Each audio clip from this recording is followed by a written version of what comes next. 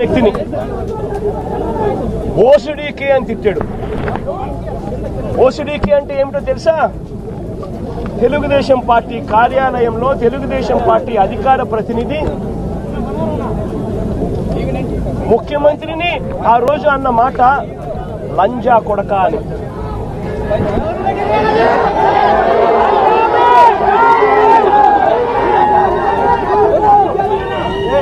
నిజంగా ఆ మాదిరిగా ఒక వ్యక్తి తింటే రాష్ట్ర వ్యాప్తంగా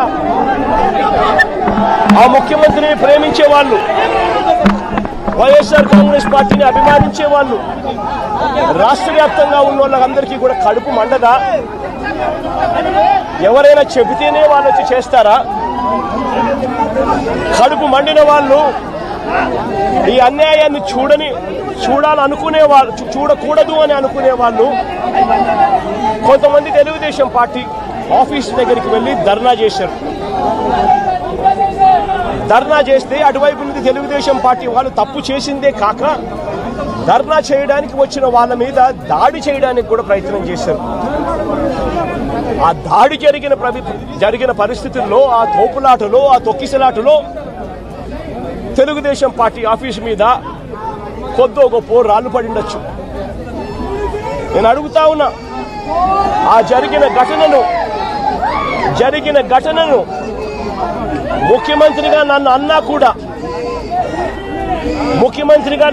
కూడా నేను చంద్రబాబు నాయుడు గారి మీద కక్ష సాధింపు చర్యతో వ్యవహరించాల.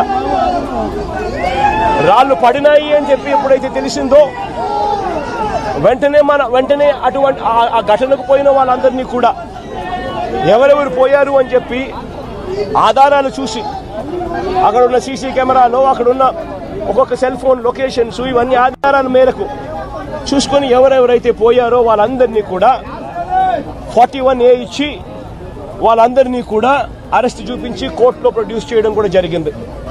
ఎందుకంటే 7 ఏళ్ల లోపు ఉన్న కేసు ఇది. శిక్షా కాల పరిమితి 7 ఏళ్ల లోపు ఉన్న శిక్షా కాల పరిమితి ఉన్న కేసు ఇది. కాబట్టి దీంట్లో అరెస్ట్ చేయడం అన్నది it does not serve the purpose.